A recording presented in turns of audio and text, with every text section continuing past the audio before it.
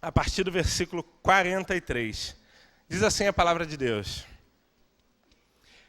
Não há árvore boa que dê mau fruto, nem tampouco árvore má que dê bom fruto, porquanto cada árvore é conhecida pelo seu próprio fruto. Porque não se colhem figos de espinheiros, nem dos abrolhos se vindimam uvas. O homem bom, do bom tesouro, do coração tira o bem, e o mal, do mau tesouro, tira o mal, porque a boca fala do que está cheio o coração. Vamos orar? Senhor, que nesse momento o Senhor possa estar ministrando a sua palavra sobre as nossas vidas, ó Deus, que o Senhor possa estar usando a minha vida, que não seja eu falando, mas que seja o Senhor falando através da minha vida, e que nesse momento, ó Deus, o Espírito Santo do Senhor possa estar ministrando aqui em cada coração, ó Pai. É o que nós te pedimos em nome de Jesus. Amém. Amém. A gente vive hoje num tempo onde é moda ser crente, é moda estar na igreja, é moda frequentar uma igreja. Nunca no Brasil as igrejas estiveram tão cheias. Nunca nós tivemos tantos batismos, os cultos, os templos estiveram tão lotados. A música gospel, ela nunca teve tanta aceitação. Você hoje chega num baile funk, você escuta uma música da pastora Fernanda tocando. Você chega em um forró, em um pagode, aí está tocando lá, entra na minha casa, entra na minha vida. As pessoas nem sabem o que elas estão cantando, mas elas cantam.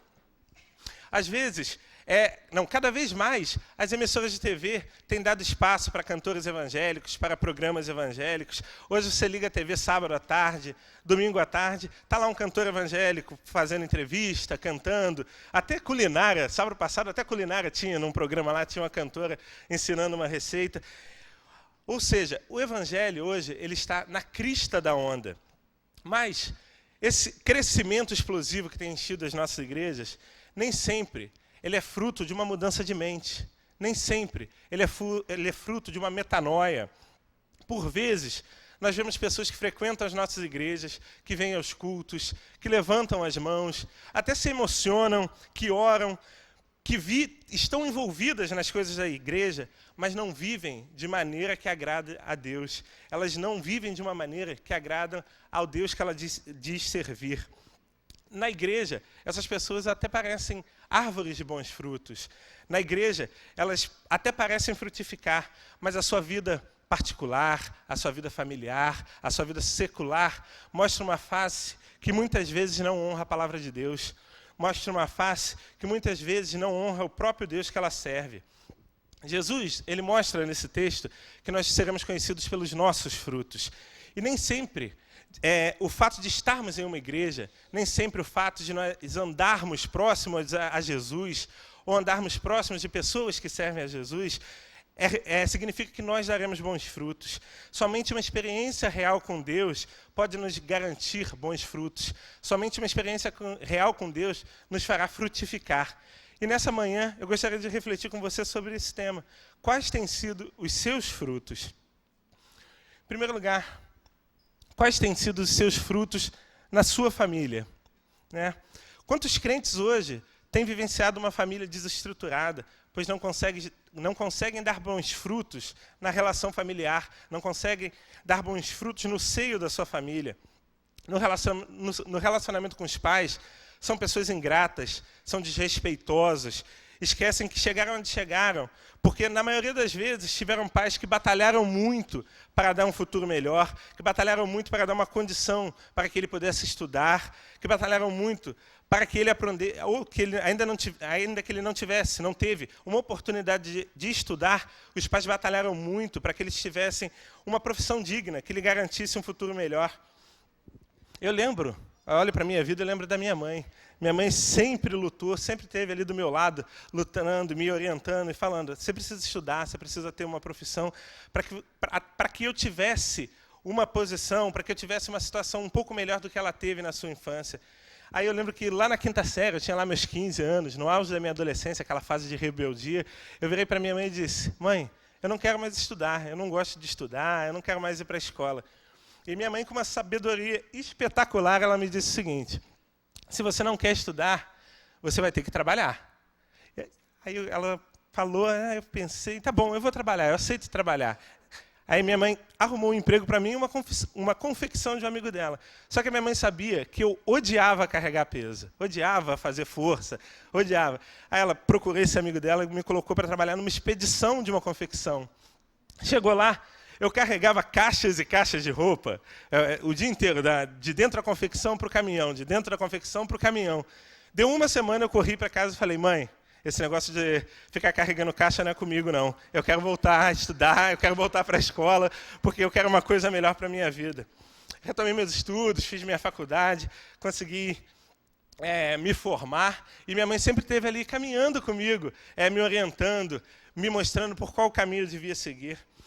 Quantas vezes os nossos pais deixaram de comer, deixaram de comprar uma roupa para que você pudesse comer? Quantas vezes seus pais deixaram de comprar um sapato para comprar um livro para você estudar? Quantos conselhos, quantos abraços, quantas exortações que te levaram a chegar aonde você está? Mas o tempo passou. Hoje são seus pais que precisam de você. Hoje são os pais quem precisam da ajuda dos filhos. Mas, por vezes, o que recebem é o asilo, é o abandono. Quando eles mais precisam de carinho, quando ele mais precisa da presença da família, são esquecidos, são enfiados em locais que sequer têm condições mínimas para receber dignamente um ser humano. Não recebem uma visita, não recebem um abraço, não ouvem um eu te amo. São deixados de lado, como se não fizessem parte da família. Filhos ingratos, que se esqueceram de toda a luta que os pais tiveram para lhe dar uma vida digna. E hoje, no momento de retribuem com intolerância, com frieza, com falta de amor. Infelizmente, quantos crentes hoje vivem essa realidade? Quantos crentes não têm dado bons frutos na relação com os seus pais? Deixam de viver o que Deus espera que eles vivam na relação com seus pais?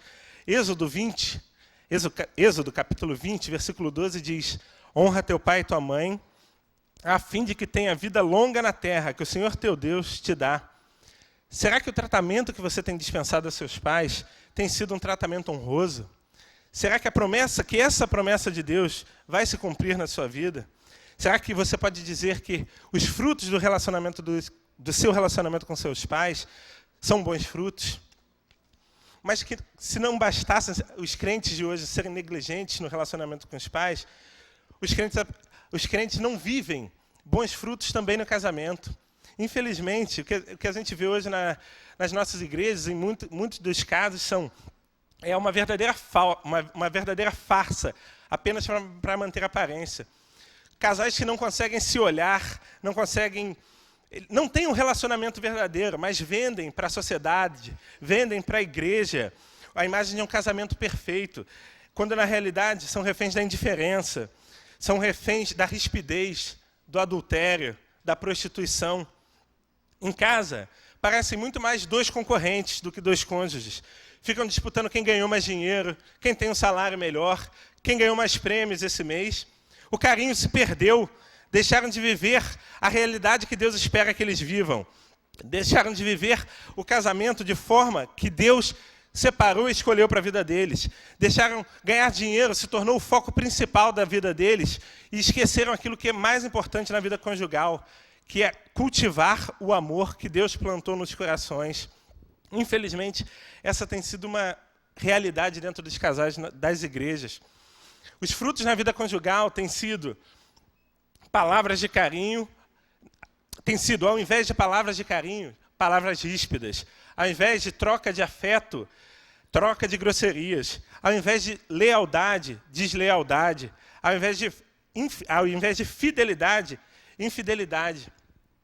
Se você olha para o último censo, a gente vai verificar que o número de pessoas que se dizem cristãos, ele aumentou. Mas, infelizmente, o número de divórcios ele não caiu.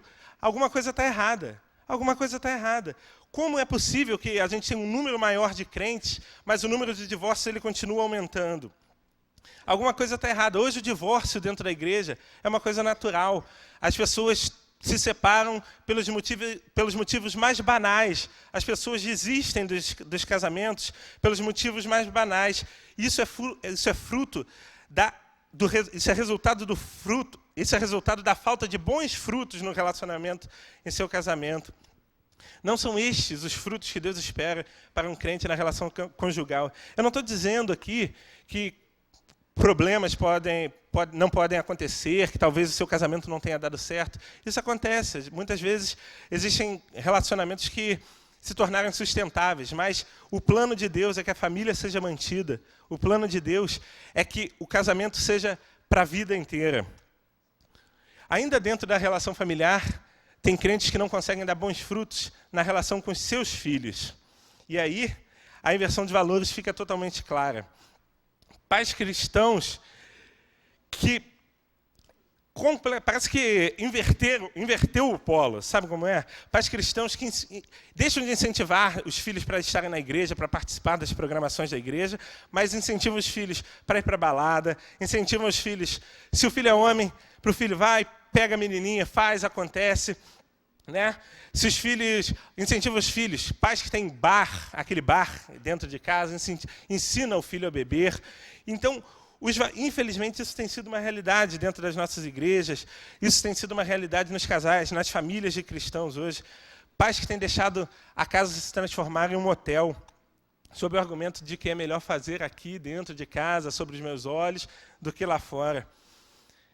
Mas na hora de cobrar os filhos para eles estarem aqui na igreja, para eles participarem das programações do GAD, na hora de cobrar os filhos para eles estarem na geração livre, para participarem de uma célula, para eles virem à escola ministerial, para que eles frequentem os acampamentos que são feitos. Inclusive tem acampamento do GAD agora, em junho. Se seu filho ainda não fez a inscrição, faça. Esses pais, eles não dão a mesma ênfase para essas coisas do que dão para fazer as coisas ruins. Você acha que eu estou exagerando? A gente tem lá no nosso setor uma líder de célula. Ela abriu uma célula de adolescentes. Os pais eram crentes e os filhos não. Ela começou a se reunir com os filhos e esses pais, que eram crentes, colocavam todo tipo de empecilho para levar os filhos até a célula. Ah, não, eu cheguei cansado do trabalho. Ah, eu não posso ir. Ah, hoje eu não vou ter tempo. Mas, na hora de facilitar o caminho do filho para fazer alguma coisa que não era do reino de Deus, eles eram os primeiros facilitadores, eles eram os primeiros a incentivar, eles eram os primeiros a abrirem a porta para que essas coisas fossem realizadas por seus filhos. Hoje, você incentiva o seu filho a ter uma vida desregrada, amanhã o resultado pode ser uma overdose, amanhã o resultado pode ser um acidente de carro, ou porque ele dirigia embriagado, ou porque ele pegou carona com alguém que estava dirigindo embriagado. Pode ser uma gravidez fora de hora, uma doença incurável. Tudo isso fruto da influência que você tem dado aos seus filhos. Tudo isso resultado dos frutos da sua relação com seus filhos. Será que a relação que você tem tido com seus filhos tem sido uma relação que serve a Deus? Tem sido uma relação que está de acordo com o que Deus espera de você? Um dos versículos mais conhecidos da Bíblia, relacionado à instrução dos filhos, é Provérbios 22:6. Diz lá: instrui o menino no caminho que deve andar, e até quando envelhecer, não se desviará dele. Como o pastor Josué costuma dizer aqui sempre, enfatizar, o texto ele diz: ensina o menino, não o caminho, mas no caminho. O pai tem que estar ali, caminhando junto, ensinando, transferindo vida, mostrando o que é certo e o que é errado, ensinando os preceitos divinos. Os preceitos divinos. Será que a educação dos seus filhos pode ser vista como bons frutos diante do Senhor? Será que a educação dos seus filhos tem agradado a Deus? Será que você tem transferido valores do reino, valores de Deus para a vida dos seus filhos? Mas, em segundo lugar, quais têm sido os seus frutos no mundo? Quais têm sido os seus frutos na sociedade? Abra sua Bíblia lá em Romanos 12:2. É um versículo bem conhecido, mas quem não conhece?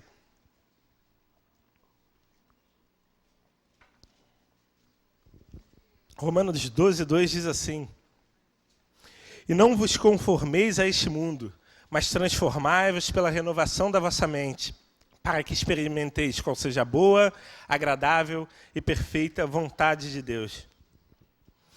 O padrão de vida do crente, a forma de agir, a forma de falar, a forma de se vestir, não pode ser a mesma do mundo lá de fora. Antigamente, os cristãos se distinguiam ou tentavam se diferenciar do mundo pela sua forma de vestir, pela sua forma de falar. Você via, contam os mais velhos, Da época do Henderson, sim, que as famílias iam para a igreja, todo mundo de terninho, ou a camisa social com a Bíblia embaixo do braço, né? Ia sair a família toda. Henderson ia assim para a igreja quando ele era pequeno, sabe? O pai dele levava ele assim.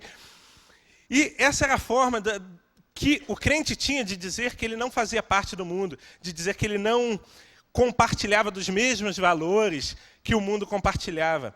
É claro que isso acabou resultando em certos exageros. Futebol, o crente não podia jogar naquela época, né?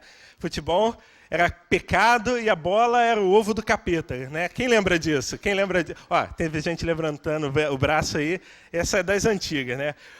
A bola era o ovo do capeta. Então, certos exageros aconteciam.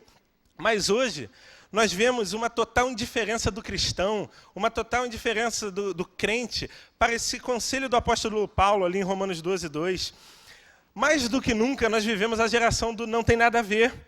Mais do que nunca, as pessoas tentam condicionar, tentam viabilizar modos de fazer interpretações do texto bíblico que não estão de acordo com aquilo que Deus espera de nós. Hoje nós temos crentes que bebem, temos crentes que fumam, que são desonestos nos seus negócios, crentes que falam palavrão e encaram isso da maneira mais natural possível. Não entra na minha cabeça a ideia de um crente falar palavrão. O português ele tem 50 milhões de palavras para você usar quando você quer reclamar de alguma coisa. Por que você tem que falar palavrão? E deixa eu te contar um segredo, inédito. Se publicou ontem no jornal lá da Galileia, hein? Inédito isso. Falar palavrão é pecado. Aí você pode olhar para mim e falar, poxa, Caio, você está exagerando, tem aqueles mais levinhos, não sei o quê. Falar palavrão é pecado. Colossenses 3, versículo 8. Mas agora despojai-vos também de todo fruto, da ira, da cólera, da malícia, da maledicência, das palavras torpes da vossa boca. Então, o palavrão não pode ser algo que esteja presente na vida do crente. O palavrão não pode ser algo que o crente fala naturalmente. Não, nós temos que medir as nossas palavras, nós temos que dar testemunhos, nós temos que nos diferenciar do mundo. Crentes que mentem, toca o telefone da empresa, é o Jacozinho. Jacozinho é aquele cliente mais chato que você tem lá, o cara que pega, fala contigo 3 horas no telefone. A secretária olha para você e diz assim, fulano, é o Jacozinho. Aí você olha, põe a mão no gancho. Diz que eu não estou, diz que eu tenho uma reunião, diz que eu não posso falar, arruma uma desculpa. Detalhe, a sua secretária ela não é crente, ou a pessoa que atende o telefone não é crente. Qual é o testemunho que você tem dado para as pessoas que trabalham contigo? Qual é o testemunho que você tem dado para as pessoas, para os seus empregados, para as pessoas que vivem no dia a dia ao seu lado? Será que a sua atitude, o seu modo de agir tem agradado a Deus? Será que a sua conduta de vida são bons frutos diante do Senhor? E falar mal, então. Crente que gosta de falar mal, acho que é o esporte mais praticado pelo crente, né? Nunca vi. Tem uma rodinha assim com 3 ou 4, o pessoal tem que estar falando mal de alguém, não sei porquê. Né? Vai gostar de falar mal assim do outro em Marte. Falar mal do pastor, falar mal da compra do terreno, falar mal do líder de célula, falar mal do ministério de louvor, falar mal de tudo. No meio do culto, o ministério de louvor aqui adorando, tocando, a glória de Deus se manifestando, o Espírito Santo ministrando nos nossos corações. E estão lá aquelas 2 irmãzinhas. Nossa, eu acho que ela fez luzes. Nossa, não ficou bom. Olha, está parecendo mostarda no cabelo dela. Gente, a pessoa deixa de adorar a Deus para estar falando mal do irmão. Parece que o desejo de falar mal supera o seu desejo de adorar a Deus. Músico, então, eu acho que ele errou aquela nota. Ali era um dó mixolídio. O vocal ali desafinou. Querido, esquece a vida do outro e vai ver se a sua vida com Deus tem dado frutos. Vai se acertar com Deus. Vai ver se os frutos que você tem dado são bons frutos diante do Senhor. No trânsito, então. No trânsito, eu acho que é o lugar assim, que ou o crente dá o melhor testemunho do mundo ou dá o pior testemunho do mundo, né? Você vê aqueles carrões bonitões, Land Rover, né? Aqueles carros lindos, com aqueles adesivos. Foi Deus que me deu. No arrebatamento, esse carro ficará desgovernado. Deus é fiel. Guiado pelo 4º homem da fornalha. E tem mais um monte aí, né? Se eu ficar falando, eu vou falar a manhã inteira aqui. Mas quando o irmão toma uma fechada, só misericórdia. O cara xinga até a última geração do motorista que deu uma fechada. Cara, é impressionante. Cadê os frutos de Deus na sua vida, meu querido? Como você tem se portado? Será que a pessoa, ao olhar, ao ver a sua forma de agir, a sua forma de falar, ele vê a glória de Deus resplandecendo na sua vida?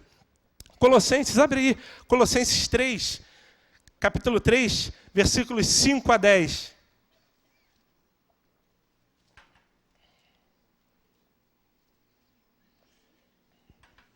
Diz assim a palavra do Senhor: mortificai, pois, os vossos membros que estão sobre a terra, a prostituição, a impureza, a afeição desordenada, a vil concupiscência, a avareza, que é a idolatria, pelas quais coisas vem a ira de Deus sobre os filhos da desobediência, nas quais também em outro tempo andastes, quando vivias nela.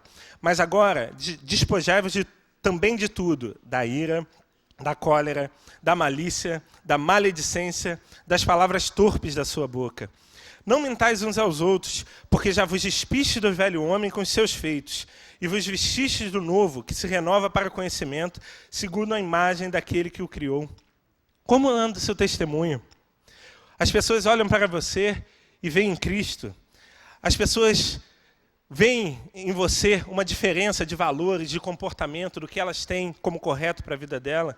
Será que o seu testemunho para a sociedade, para o mundo, tem sido um bom fruto? Mas, em terceiro lugar, quais têm sido os seus frutos na igreja? Nem sempre igreja cheia é sinônimo de membros saudáveis. Deus tem abençoado o nosso pastor, Deus tem dado uma visão para o nosso pastor, que em breve a gente vai estar ganhando Rio de Janeiro para Jesus. Amém? Amém. As células têm crescido, têm se multiplicado, mas muitos crentes ainda tentam resistir a essa ideia da célula. Muitos crentes tentam resistir e colocam barreiras para pôr em prática aquilo que Deus os tem mandado fazer. Tem aquele crente independente. Eu não preciso de célula. Eu venho à igreja no domingo, venho à igreja na quarta profética. De vez em quando eu venho na vigília, assisto ali aquele pastor corintiano maluco, entendeu? Brincadeira, pastor Salles. E o cara acha que não precisa estar numa célula. Ele acha que isso basta. Deixa eu te dizer uma coisa, meu querido. Essa é uma grande mentira que o diabo colocou dentro do seu coração. A célula ela é um projeto de Deus que iniciou lá na igreja primitiva, para que a igreja crescesse e ganhasse o mundo para Jesus. A igreja primitiva, ela não tinha cadeiras confortáveis, ela não tinha ar-condicionado, ela não tinha ministério de louvor. Eles não tinham nem templo. Eles iam ao templo, mas o templo era a sinagoga judaica. Eles não tinham liberdade para falar de Jesus ali no templo. Né? Se você pegar e olhar lá em Atos 2, 46, 47, diz lá: diariamente perseveravam, unânimes no templo, partiam pão de casa em casa e tomavam as suas refeições com alegria e singeleza de coração, louvando a Deus e contando com a simpatia de todo o povo. Enquanto isso, acrescentavam-lhes o Senhor dia a dia os que iam sendo salvos. Gente, é a célula, de casa em casa, louvor, o lanchinho, né? Pão, como é que é aqui? Partiam um pão de casa em casa e Deus ia acrescentando a cada dia mais. Esse é o resultado, isso é o movimento que a gente vê nas nossas células hoje. Mas aí tem aquele crente cabeça dura, que ao invés de procurar uma célula, acha que consegue andar sozinho. E aí ele passa pela luta, passa por um problema e deixa de ir à igreja e se entristece e diz: a igreja não é mais a mesma coisa, eu gostava de quando era a igreja pequenininha ali na Tijuquinha, né? Aquela casa dentro do colégio municipal ali. O pastor não se importa mais comigo, ele não olha mais para mim. Deixa eu te dizer uma coisa, meu querido. A igreja hoje ela tem 2.300 membros. O pastor Josué ele não tem capacidade humana de cuidar de cada um. Aí, ou você vai estar dentro de uma célula, sendo pastoreado, sendo bem cuidado, ou você vai acabar esquecido no meio da multidão. Hoje Deus tem te chamado para uma célula, para ali você ser cuidado, para ali a sua vida ser cuidada e também para você ser preparado para cuidar de vidas. Deus hoje tem te chamado para isso. Não fuja desse chamado de Deus. Mas tem aqueles ainda que até estão em célula. Eles vão à célula, são líderes em potencial. Se deixarem ser usados por Deus, eles vão ser uma bomba na mão de Jesus. Mas aí eles têm 1001 desculpas para não liderar uma célula. Né? O cara chega ali, o líder de célula vai falar com ele: olha, vamos multiplicar, eu quero você para multiplicar. Ele diz o seguinte: ainda não me senti tocado, Deus não falou ao meu coração. Ou o cara está 5 anos dentro de uma célula, e aí o líder vê que o cara tem um potencial, Deus tocou no coração do líder, ele vai multiplicar com ele, ele vem e diz, é muita responsabilidade para mim, eu ainda preciso ser cuidado, eu ainda preciso ser tratado, eu não estou preparado. 5 anos dentro de uma célula, e será que você não foi preparado? Será que você não está pronto para seguir o chamado que Deus te deu? Deixa eu te contar uma coisa. Moisés, quando foi chamado para libertar o povo do Egito, ele não se sentia preparado. Ele chegou para Deus e disse, Deus, eu sou pesado de língua, eu não sei falar, mas Deus chamou, Deus capacitou, e foi ele quem libertou o povo do Egito e levou até a entrada da terra prometida. O profeta Jeremias, ele também, quando foi chamado por Deus, ele falou, Deus, eu não tenho capacidade. Ele logo arrumou uma justificativa, mas Deus chamou, capacitou, e ele se tornou um dos maiores profetas do Antigo Testamento. Deus hoje é quem te chama, e é Ele quem vai te capacitar. Você será apenas um instrumento. Quem vai te usar é o próprio Deus. Para de fugir do chamado que Deus tem para a tua vida. Deus hoje tem te chamado para cuidar de pessoas. Deus tem te chamado para cuidar de vidas. Como será que você tem respondido a esse chamado de Deus? Vidas precisam de você. Aceite esse desafio. Lidere uma célula e viva experiências com Deus que você nunca imaginou viver. E eu posso dizer isso de cadeirinha, gente. A gente chegou aqui na igreja, eu e Mariana, aí a gente foi para a célula do Leandro e da Milene, deu ali uns 3 meses, Deus tocou no nosso coração e a gente falou, a gente é chamado para isso, a gente quer viver isso, a gente quer cuidar de pessoas. E conversamos com o Leandro, multiplicamos e abrimos uma célula na nossa casa. Primeira reunião, nós distribuímos aqueles folhetinhos pelo prédio inteiro, pelo condomínio inteiro. Tem uma faculdade que fica próxima da nossa casa. A gente foi para a porta da faculdade distribuir o convite para a célula. Oramos, falamos. Vai bombar isso aqui. Deus vai trazer muita gente. Primeira reunião, eu e Mariana lá. Mas oramos, nós cantamos, fizemos lá, estudamos o roteiro, fizemos o compartilhar. Mas Deus honrou. Nossa célula cresceu. Deus foi trazendo gente para perto da gente. Hoje, nossa célula já multiplicou em 3. Esse ano nós vamos multiplicar mais 2 vezes. E nós temos vivido experiências com Deus assim que são fenomenais. Experiências de milagres, experiências de curas, experiências que eu nunca tinha vivido na minha vida cristã. Deus colocou pessoas maravilhosas na nossa vida. Hoje, que eu posso dizer hoje que são pessoas que fazem parte da minha família. São pessoas que eu tenho um amor especial. Olha, diga-se de passagem, minha célula está toda ali atrás. Não sei se é porque eu vinha pregar, veio todo mundo aqui no Culto da Manhã. Mas são pessoas especiais ali, que eu posso dizer que hoje fazem parte da minha família. Deus, quando chama, Ele honra o seu chamado. E você dá bons frutos para o reino. Mas quando você foge do chamado de Deus, quais frutos você dá? Quando você foge do chamado de Deus, o que você vai ter para oferecer a Deus? Mas ainda tem aquele que está numa célula, né? Ou até já é líder de célula, mas é resistente ao discipulado. Deixa eu te contar uma coisa, cara. Discipulado, eu creio que foi o melhor projeto de Deus para a vida de um cristão. Eu sou discipulado pelo pastor Leandro, e ele tem visto, e eu tenho visto como eu tenho crescido na minha vida cristã depois que eu comecei a ser discipulado. O discipulado ele só traz coisas boas para as nossas vidas.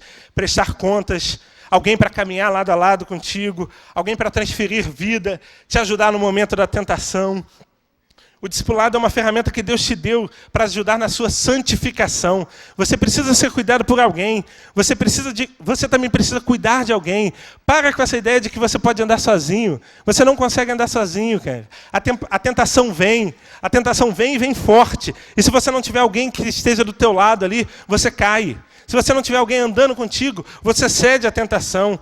Adão foi discipulado pelo próprio Deus. Todo dia, ali na viração todo dia, Deus ia lá no Jardim do Éden, na viração do dia. E aí, Adão, como é que tá? Como é que tá o jardim aí? Deu nome para tudo, tá tudo legal, não come daquela fruta lá não e tal.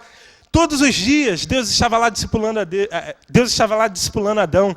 Jesus discipulava os apóstolos, ele caminhava junto, ele orava, ele chorava, ele ensinava, ele transferia a vida e o seu poder para os apóstolos. Por que você acha que você pode andar sozinho?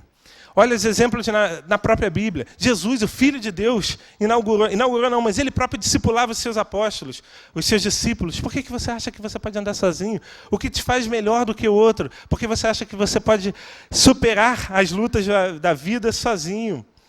Deus tem te chamado para ser discipulado e também para discipular outras pessoas. Hoje você pode até já estar sendo discipulado, mas não quer assumir a responsabilidade de discipular uma pessoa. Isso é egoísmo da sua parte. Deus tem te dado a bênção e você não quer compartilhar a bênção com outros irmãos. Deus tem te abençoado, Deus tem tratado de você e você não quer tratar outros irmãos. Como disse o pastor Josué no domingo passado, quem não cuida de pessoas, não cuida de si mesmo. João 15, abre sua Bíblia, João capítulo 15, versículos de 1 a 7. Enquanto isso, reflita. Quais têm sido os seus frutos como crente? Será que você tem dado bons frutos?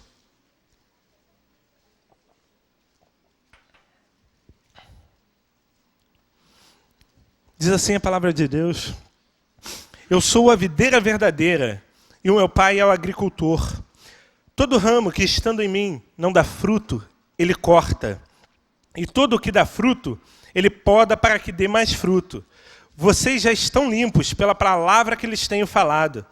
Permaneçam em mim e eu permanecerei em vocês. Nenhum ramo pode dar fruto por si mesmo, se não permanecer na videira. Vocês também não podem dar fruto se não permanecerem em mim. Eu sou a videira, vocês são os ramos. Se alguém permanecer em mim e eu nele, esse dá muito fruto, pois sem mim não podem fazer coisa alguma. Se alguém não permanecer em mim, será como o ramo que é jogado fora e seca. Tais ramos são apanhados, lançados ao fogo, queimados. Se vocês permanecerem em mim e as minhas palavras permanecerem em vós, pedirão o que quiserem e lhes será concedido. Se hoje Deus, que é o próprio agricultor, viesse fazer a poda na sua vida, o que ele encontraria? Ramos sem frutos, ramos que têm dado maus frutos na sua família, no seu casamento, na relação com seus filhos, na relação com seus pais. Ramos que têm dado maus frutos para a sociedade, no seu testemunho. Ou será que Deus encontraria ramos com bons frutos, onde Ele faria a poda para que você frutificasse mais e mais e mais e crescesse para a honra e glória do Senhor? Queria te convidar a baixar sua cabeça.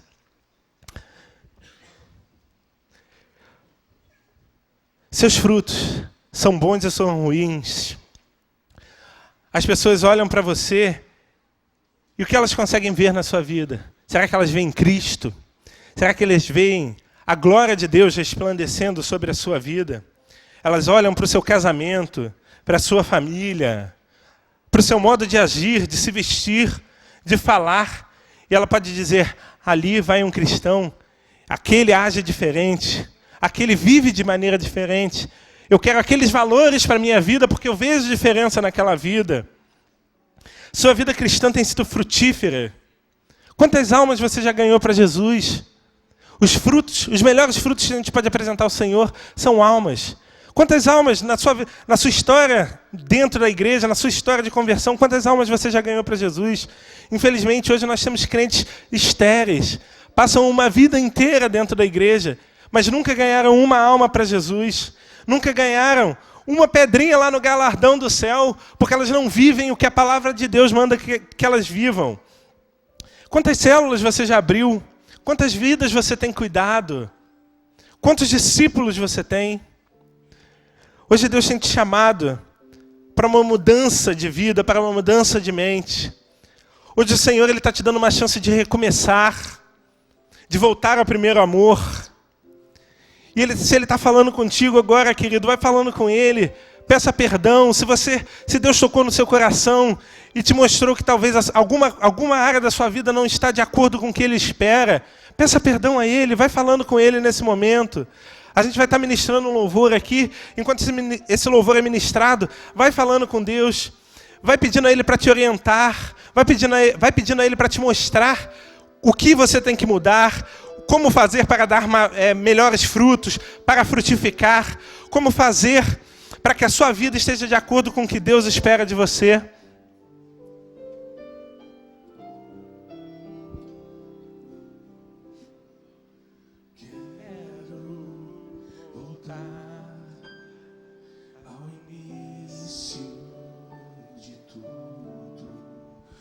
encontrar-me contigo, Senhor. Deus está te chamando nesse momento. Quero rever meus conceitos e valores. Eu quero reconstruir. Deus está te chamando para recomeçar, para ter uma vida de acordo com a vontade dEle. Vou regressar ao caminho, vou ver as primeiras obras, Senhor. Pode ser que você já até tenha vivido de acordo com a vontade de Deus, mas no meio do caminhar você se perdeu. Me arrependo, Senhor, me arrependo, Senhor, me arrependo, Senhor. Eu quero voltar ao primeiro amor, ao primeiro amor. Eu quero voltar a Deus. E eu quero voltar ao primeiro amor, ao primeiro amor. Eu quero voltar a Deus. Se Deus essa manhã falou ao seu coração, se Deus te mostrou algo que talvez você precisa recomeçar, se Deus te mostrou algo que talvez a sua conduta precisa mudar, eu queria te pedir para ficar de pé. A gente vai estar orando pela sua vida nesse momento. Coloque-se de pé, não diante do Caio, não diante do Roger, do Ministério de Louvor, mas diante de Deus. Deus tem te chamado para um recomeçar nessa manhã. Deus tem te chamado para uma mudança de postura. Deus tem te chamado para frutificar, para dar frutos bons para o reino dEle.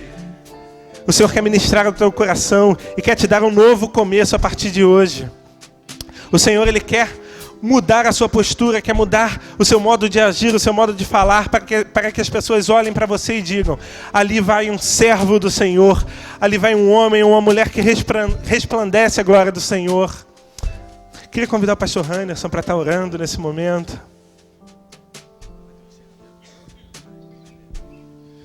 Senhor, nós queremos agradecer por tudo que o Senhor tem feito em nossas vidas. Nós queremos, ó Deus, frutificar. Nós queremos, Deus, ganhar muitas vidas para que o Teu reino seja enchido de discípulos. Deus, que o Senhor derrame a Tua graça sobre cada vida que se colocou de pé. Ó Deus, que o Senhor renove a aliança que o Senhor tem com cada um deles. E que eles possam, ó Deus, assumir uma posição, assumir, ó Deus, a responsabilidade de discipular pessoas, de cuidar, de fazer, ó Deus, de tantas pessoas que estão distanciadas, afastadas da Tua presença, mais presentes, ó Deus. Nós te pedimos, ó Deus, e agradecemos por tudo que o Senhor falou através do seminarista Caio. Abençoa a vida dele, da Mariana, abençoa essa casa, essa família, que eles sejam sempre, ó Deus, supridos pelo Teu amor e pela Tua graça. Muito obrigado por esse culto, muito obrigado por essa palavra, os louvores. Nós agradecemos em nome de Jesus. Amém e amém. Antes de nós terminarmos esse culto tão abençoado, pode se assentar, eu queria dar um aviso muito importante. No culto das 17 horas e das 19h30, nós teremos uma presença muito bacana, muito importante, que é o pastor Lécio Dornas. É um escritor, já escreveu alguns livros, um homem de Deus, um grande pregador, vai estar aqui nessa tarde, às 17 horas e também à noite, às 19h30. Eu queria convidar todos vocês